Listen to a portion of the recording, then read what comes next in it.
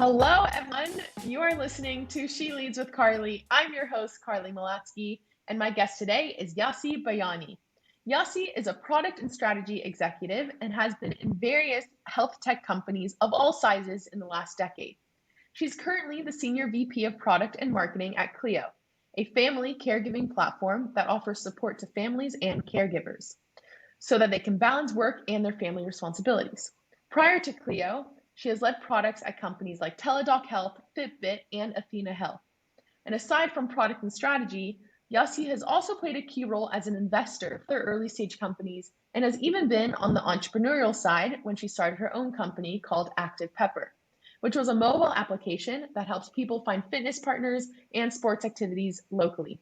She did this while receiving her MBA from Harvard Business School. This and so much more. I am so excited to get started. Yasi, how are you? Thank you for joining me on SheLeads. Hi, Carly. It's great to be here. Thank you for having me. I'm excited to have a conversation. Of course. So first, set the scene. Where are you in the world? How's the work situation? What's going on? Absolutely. I'm talking to you here today from Silicon Valley, where I live with my two kids and my husband. And I've been working since the pandemic remotely, which I do not complain. As a mom, I love working remotely. So kind of getting Yeah, into the Zoom world pretty much all day, amazing. all week. Amazing. Yes, remote work does definitely have its benefits, especially as a mom and whatnot. So I love that. So, Yasi, I love going back to the beginning. You graduated from Berkeley. I want to know first, where did this passion for technology come from? And did you always know you wanted to go into product? Was this something that you were always had this passion for? How did it come about? Sure. No, that I had no idea what the product management is when I kind of was in my early kind of youth and teenage ages. First of all, I landed in Silicon Valley when I was 19. That really kind of started the beginning of getting exposed to technology, Silicon Valley, all the vibe that exists here. I was blown away by all the conversation. In any cafe I would go, people were pitching to VCs. Anywhere you drive in Silicon Valley, there were all these big companies. So that energy and the exposure I had to technology really kind of ignited a fire inside me, and seeing firsthand what technology can enable, which really gravitated me towards technology and entrepreneurship. And when I went to UC Berkeley, graduated from there, I initially decided to do investment banking. So my first job was in one of the top four investment banks at that point, was called Citigroup. Today it's called Citibank. And as a young person, it was a really fun, awesome job. I would travel between Silicon Valley, New York, China, Europe, taking companies public, be part of large M&As. And I really honed some key skills that even today I use them in my role, particularly the love for data analytics and financial modeling, which honestly make me a better product person because I always approach any problem with like data and analytics approach.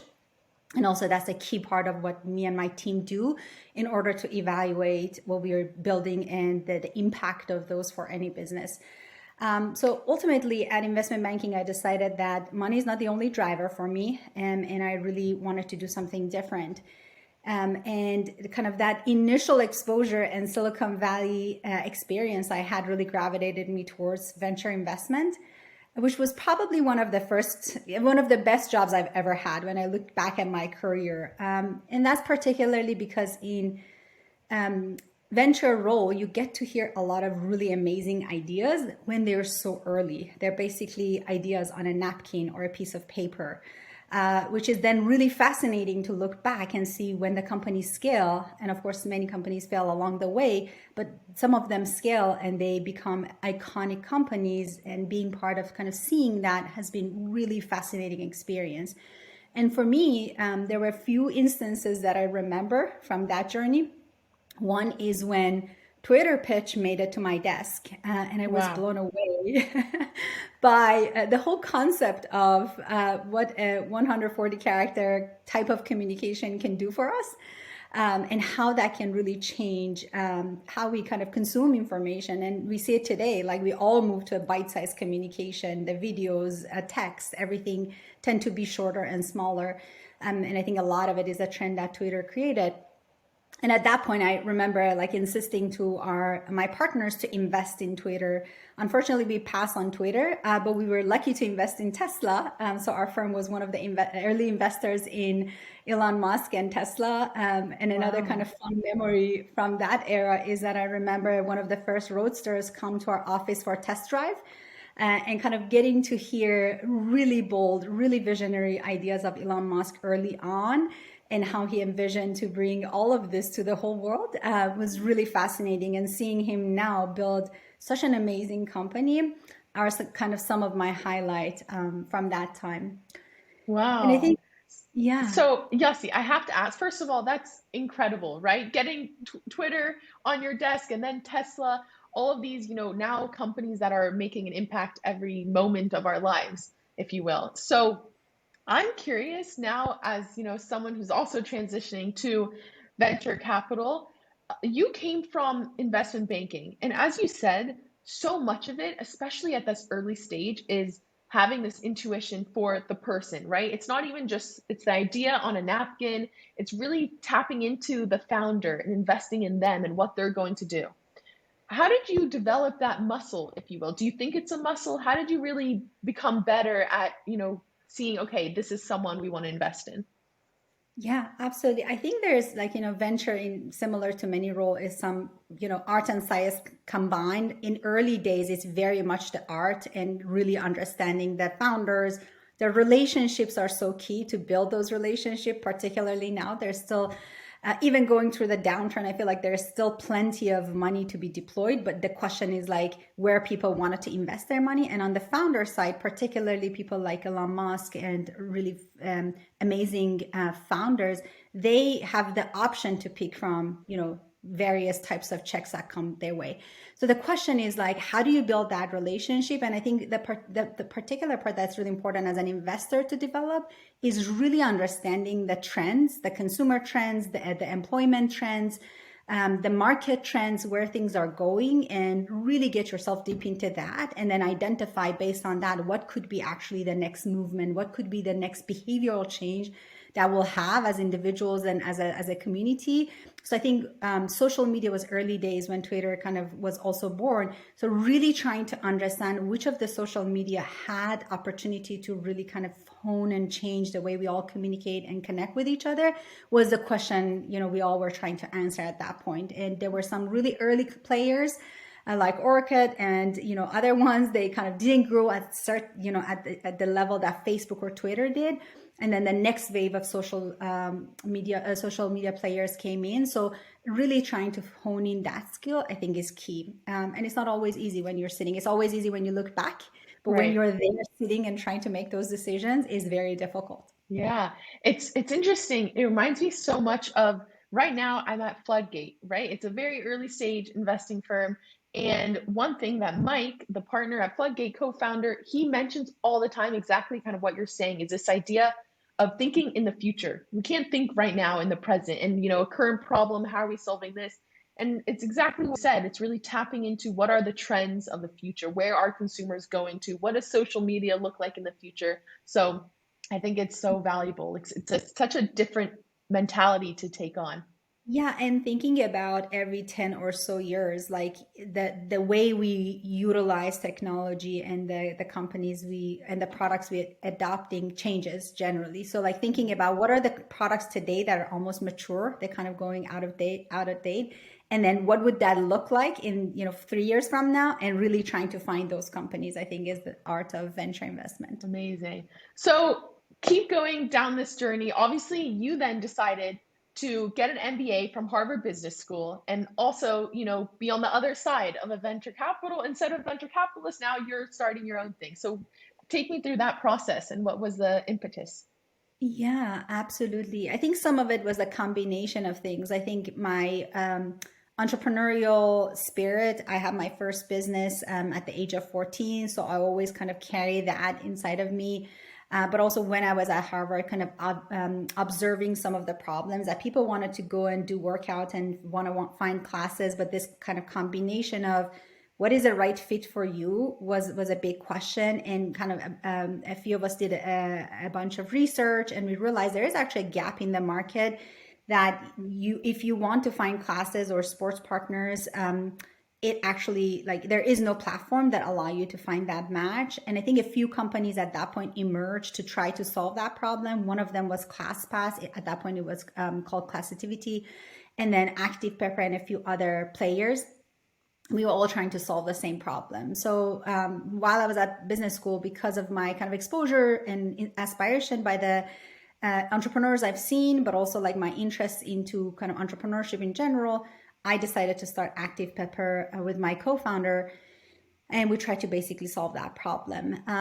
We had kind of great initial success and traction, but as we were trying to grow, it became really hard. And we really funded the company through various venture competition and awards that we won at Harvard. And really, when we start scaling that, we realized we need to pivot and change parts of the product, and we didn't have enough funding to do that. So I think at the end, after 18 months, we decided to actually shut down ActivePepper. But the experiences and the kind of learnings I had from that was transformational for me in terms of, like, first of all, where my passion is to building something from nothing, is to really understand people and their problem and create solutions for them through technology. So that was one of the biggest self-discoveries I had, which kind of led me to product since then. And I never looked back. I love, what I'm doing. And then the other pieces of it is all the learning you have as an entrepreneur, like what to do and what not. So share with me a little bit about now, being in the entrepreneur seat, what are some learnings that you took away from it? And especially, what advice can you give other entrepreneurs that are starting a company right now? Absolutely. First of all, it's a really transformational experience. There's nothing like it when you actually are the founder. Just the love and passion you put in a company, the experience you have. So there's so much of that only founders know the feeling. So I encourage people who are interested to go and try it, and I will advise them to hopefully do with following lens, but also like really go into it equipped with knowledge so that you increase your chances of success, because we know that most of the companies don't succeed. First of all, funding is really key. When to raise money and have that timing right so that you can buy yourself time to go through the cycles that you required is really key. First of all, raising before you actually launch your product, so that if there are learnings after that, you can pivot and then do other things versus doing it at another time. Raise enough money that you have enough run rate. Again, if you need to do pivot, also you have funding for that.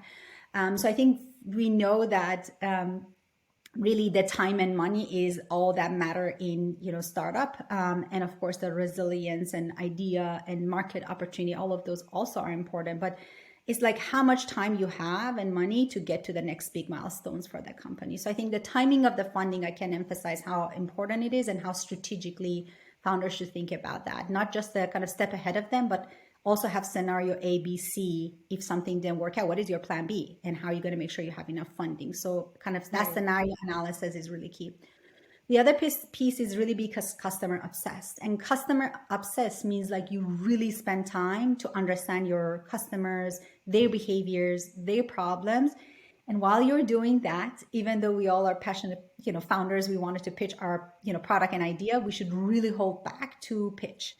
Because during the pitch, you're selling, you're kind of trying to really convince other people to about your idea and about your product, while your customer discovery and where you're really trying to understand that the customers, you need to listen a lot more and speak a lot less to really observe and understand the customer problems. And kind of related to that is, I can't emphasize how important it is to understand alternative solutions that consumers have today and the competitive landscape. Yeah. Because understanding that will allow you to say, what are you doing differently? Because you have to kind of from the scratch create that brand, product, opportunity for your own company versus existing products or competitors. What are you doing so differently that consumers will shift and use your product? So understanding that, I think, is also really key.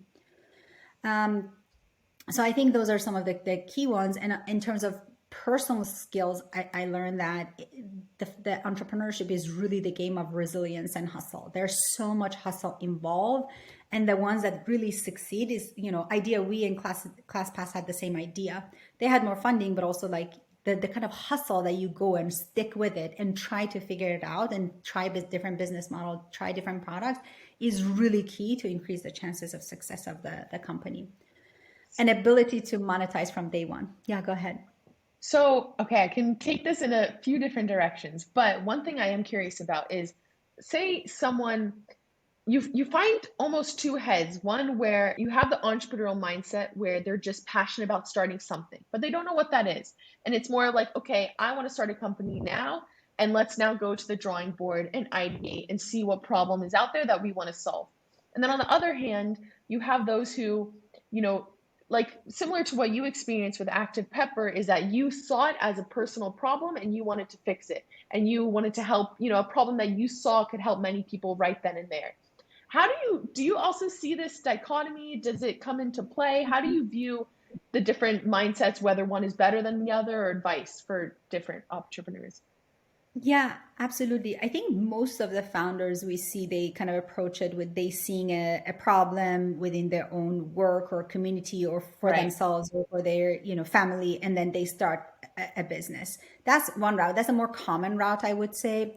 But I've also seen a lot of kind of incubators, venture entrepreneur in residence, people who go to ventures and try to figure things out, or just in general entrepreneur with a lot more, I would say, kind of rigorous, mindset and process oriented. They'll go through Right. the route that you mentioned, that they kind of look at the market and opportunities and try to kind of assess where the gaps might be. I think both could work. I would say the latter is, based on my experience, I've seen less of that. More are the first type of Right. founders and how they approach the problem. Both could work. What I would say is, like, it's not a great idea to build a product for yourself. As a product person, we always say you need to listen and build solution for a large number of people. It's not good to just customize something for your own problems. A lot of Yeah. times that doesn't scale well. So that's one thing to keep in mind for entrepreneurs who approach it that way. The other approach, I've actually had two companies that I've advised that they actually approach it, from the other methodology to look at interviewed a lot of people. One of them actually interviewed 100 women to identify a problem they had, and then they started a company based on that. So I think either one could work. I think people just kind of take different approaches. The most important thing is to make sure you're still customer obsessed. You do research, never get too tied to a particular idea or business model or approach, and really continue to test and iterate and make sure you constantly are seeing progress with the business, that you don't Yeah. get stuck. And then before we even get into product, you mentioned the importance of funding and timing of funding. What advice do you have for those founders who, you know, try to have to balance the importance of investor relationships and having the right people part of your team and investing versus we need funding now, right? And the pressure to move fast. Ideally, you position yourself to be a founder that you can always choose. So that's my Yeah. first advice.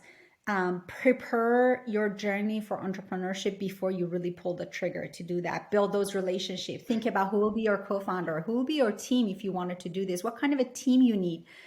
Don't pull the trigger and start thinking about all this, because then again, it goes back to the point I was mentioning, time to get to Yeah. what you need. You wanted to pull that time in and do that while hopefully you're doing something else, thinking about that, build those relationships, understand what's needed to build a successful business. And when then you are in the position to raise money, hopefully you already can just send a few emails in an ideal scenario, but we all know fundraising is a lot more difficult than that. So I don't want it to send a false kind of Right. signal here. But at least you have the relationships. At least you can send 20 emails to people who know you, who have had some exposure to you. Ideally, you can get them to then also send some warm emails to other investors, Right. rather than you trying to now go to LinkedIn and figure out, which investor is a right fit for your category, for instance. So you Yeah. want to do a lot of that work in advance, and really put yourself in the best position to success, basically. Yeah, yeah, yeah. No, that's very valuable. So, okay, take me now. When did you break into product? How did you discover that product management is the best move for you after ActivePepper? And what advice do you have for those breaking in? Yeah, absolutely. So I think it was really after that kind of entrepreneurial experience, and after we shut down ActivePepper, I kind of did a self discovery, and I was like, what are the parts of my job as a founder I really enjoy the most, and really came down to like creating something, really spending time to figure out where that product market fit is, where the opportunity is, how do we solve the problem with technology, what things are key. So that kind of led me to my first role as a product person. That was in Athena. But also because I had so much affinity for, fitness and wellness and all that, I was also very closely watching wearable market. I I was actually one of those weird people who had 15 of those devices on their wrist and testing all these different products. And I started Wow. writing about wearables pretty early on. That kind of gave me some traction in that area, and there were not that many experts in wearable market.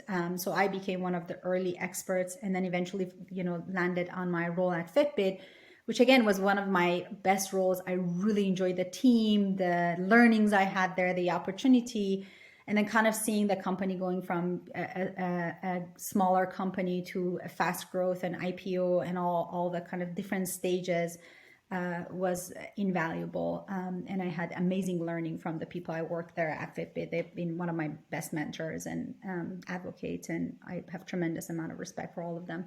Yeah. So that's kind of how I started in the product route.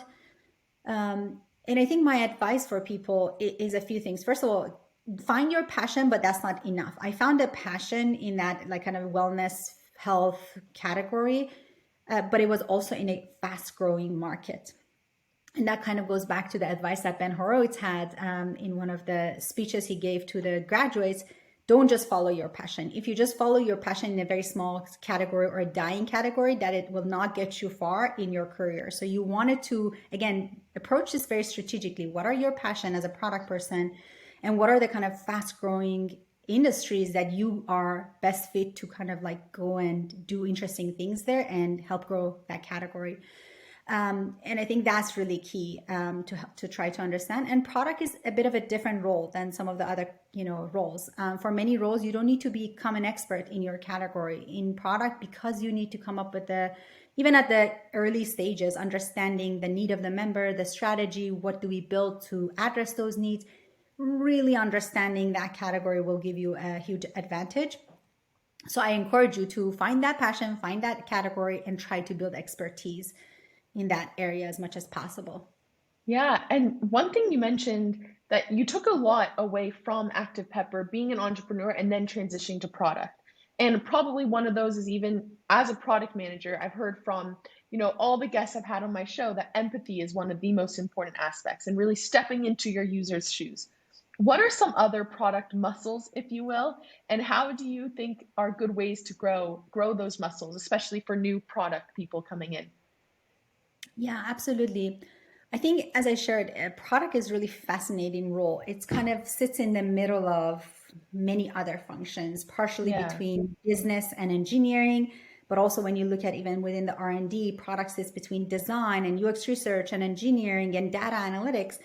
So there's a lot to expect sometimes from product people because they need to understand all of those dimensions to some extent. And depending on the size of the company, the type of product discipline they have, and the gaps they have in the overall team, the expectation is the product team will lean in more in that area that there is a gap. For instance, if there's lack of design resources or design kind of acumen, the expectation is that the PM can lean in there.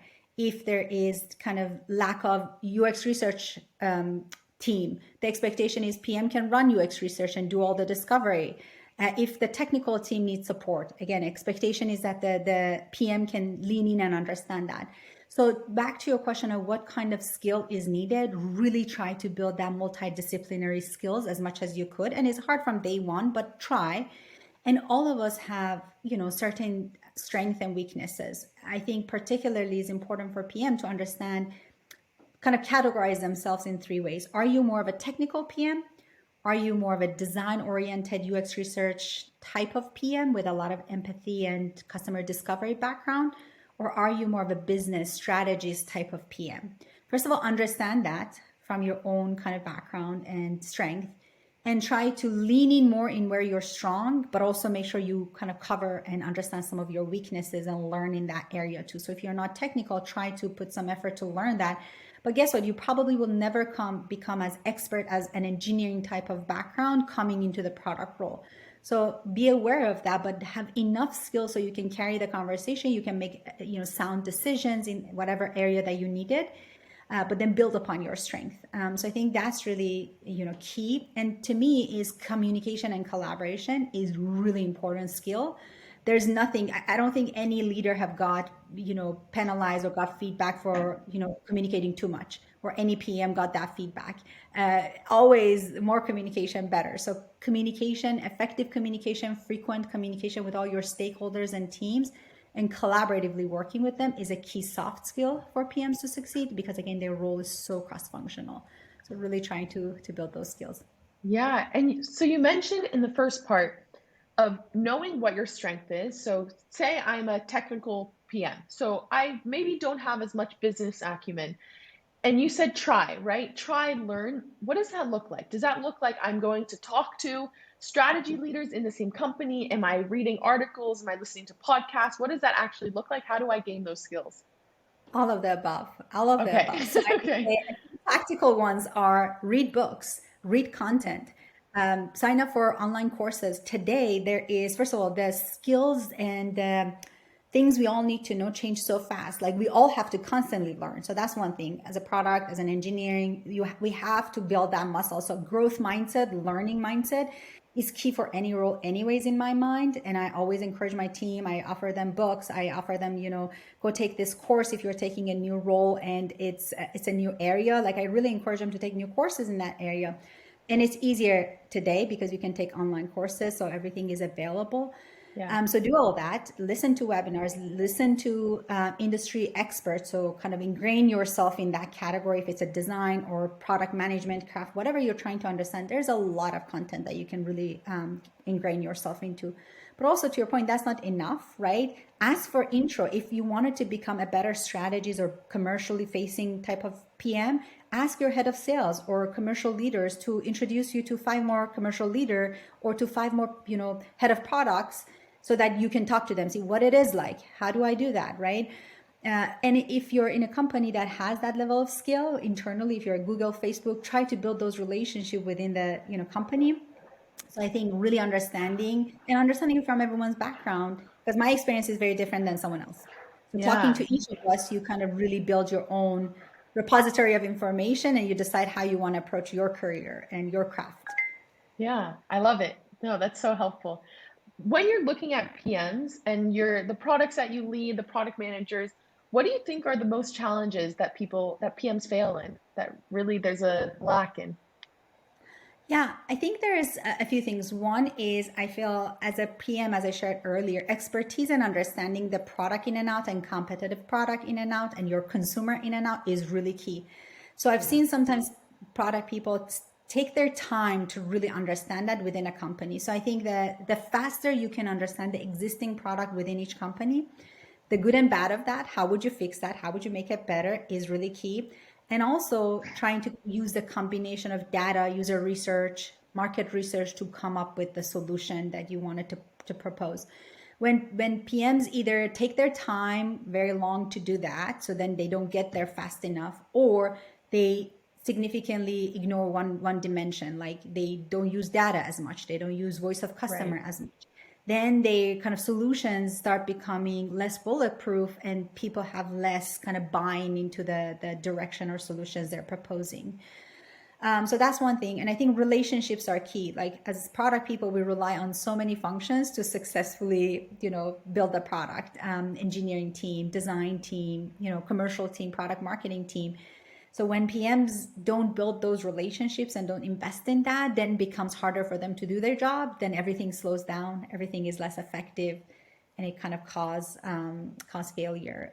So those are the area I would really encourage people to kind of watch and spend time on early on, building relationship, understanding the existing product, and really expand the tools in the toolkit, understanding how Yeah. to use those tools. Amazing. Amazing. So take me through your process. You've obviously now, as SVP of Product Marketing at Cleo, through this journey of going from, product manager to head of product at different companies, how did that transition look like? How did your role responsibilities look like? And then internally, was there some imposter syndrome? How are you dealing with these different leadership responsibilities that came your way? Yeah, absolutely. I think there are a few things. One is I always make my decision about the roles I took based on people, product, and mission.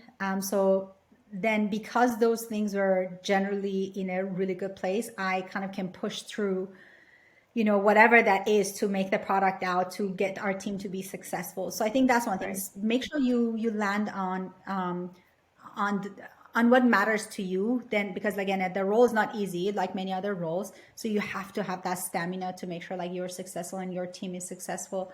Yeah. Kind of early on, of course, like my role and scope of the work was smaller, but I always made sure that I may take whatever responsibility that I had, I make that successful. For me, it was like being goal oriented, being metrics driven, and really kind of aligning myself and my team with the company's goal and business goal was one of my, I think, superpower. I always kind of identify what are the big projects and big opportunities that allow the business to succeed and be competitively positioned. And one success kind of led to the other. I think at Fitbit, I remember when they gave me a role to be a product person for wellness, I spent quite a bit of time with our R&D team, with all of our researchers, did market research, did a lot of competitive research to come up with where in wellness we have to invest in more. And we went with sleep based on the recommendation our team had versus weight or other things we could have prioritized. And that led to kind of success of our team. Why did we came up with that? Because we had the competitive advantage at that point from technological perspective versus our competitors. We knew that based on all the research we have done. We were one of the first when we were tracking heart rate variability, and that was key for having a sleep stage that is sound and sophisticated. So we did all that. We invested in sleep.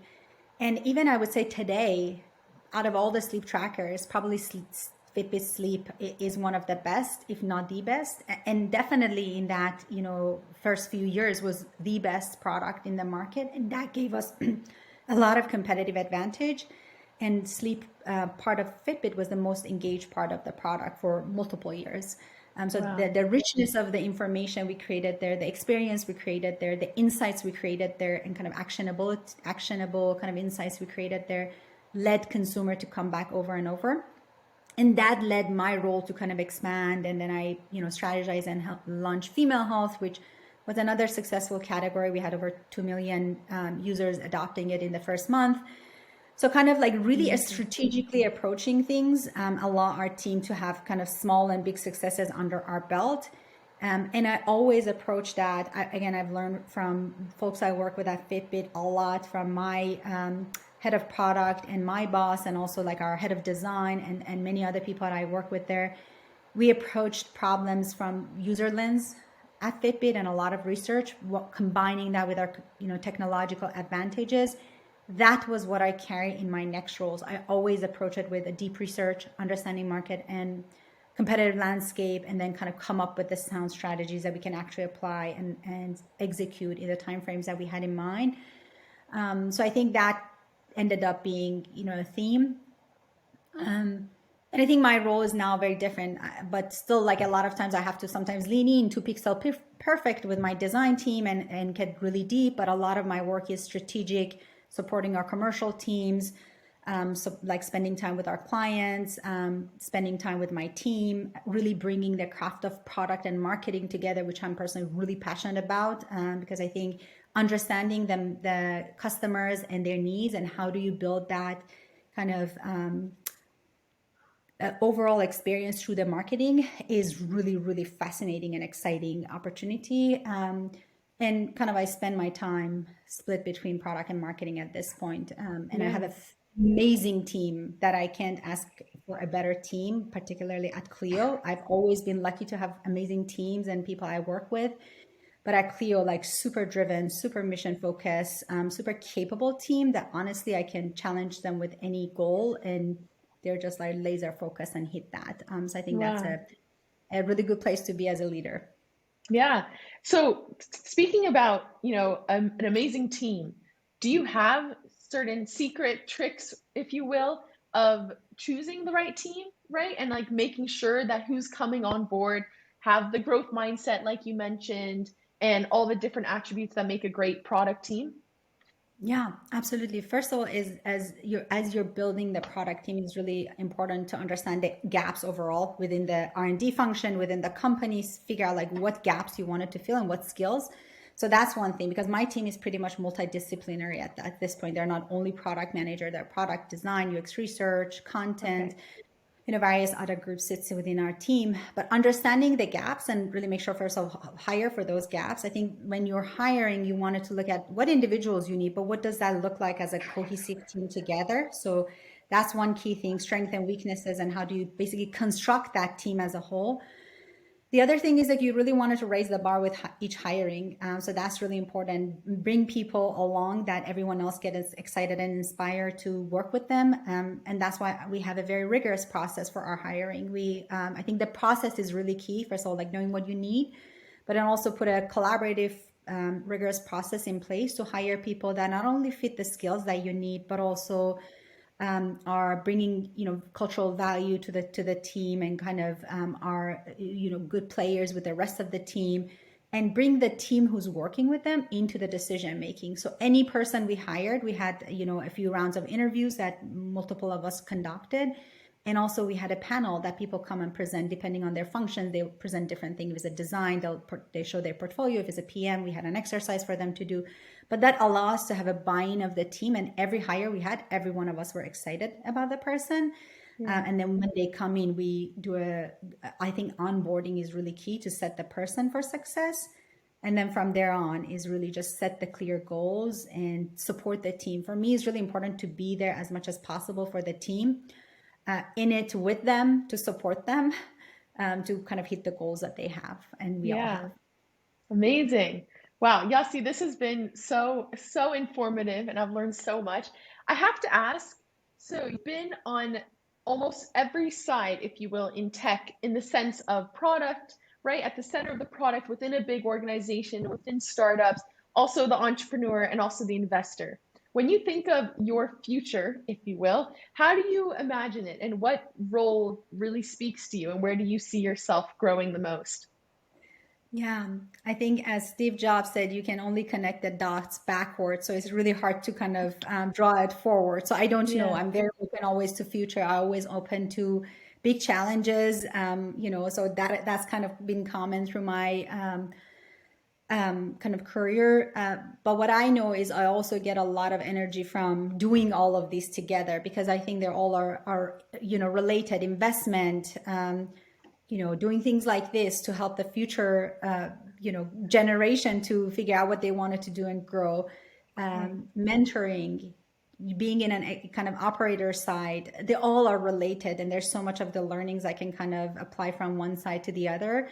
But who knows what's going to be the future, but I'm excited about whatever that is, and I'm always up for challenges. Yeah, I love it. And I love one thing specifically you said that was so quick, but just what gives you energy, right? Like you tap into what is giving you energy. And that's something that I can very much relate to. And I tap into that and it's very telling. So I love that. And I've loved this episode with you. So thank you so much for joining She Leads. It's been amazing. Thank you so much for having me.